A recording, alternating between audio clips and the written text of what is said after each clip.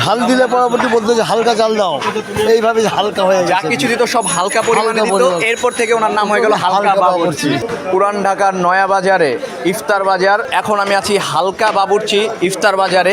এইখানে প্রতি বছর রমজান মাসে বেশ বড় পরিমাণে ইফতারের আইটেম পাওয়া যায়, প্যাকেজ আইটেম আছে, এছাড়াও ইফতারের বিভিন্ন রকম আইটেম এখানে পাওয়া যায়। কি কি পাওয়া যায়, কোনটার দাম কত, এটা এখন আমরা জানবো। ইফতারির প্যাকেজ রেডি করা হচ্ছে, কি কি থাকছে ওনাদের এই প্যাকেজে।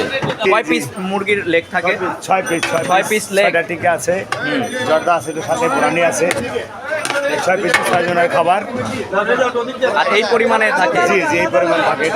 এটা আপনার একটার থেকে আপনি 6টা পর্যন্ত পাবেন ইফতারের আগ পর্যন্ত। জি। সাথে একটা 1 লিটারের বোরহানি, সাথে এটা হচ্ছে 6 পিসের সাথে 6 পিসের 1 লিটার বোরহানি, তারপর একটা বড় জর্দা। একটা জর্দা এই পরিমাণের, এই যে পরিমাণের জর্দা। এখন এটার দাম কত? এটার দাম হচ্ছে আপনার 1000 টাকা। এই মাত্রই আরেক ডেক আসলো। এখানে প্রতিদিন 10 থেকে 12 ডেক এক এক দিন এক এক পরিমাণে সেল হয়।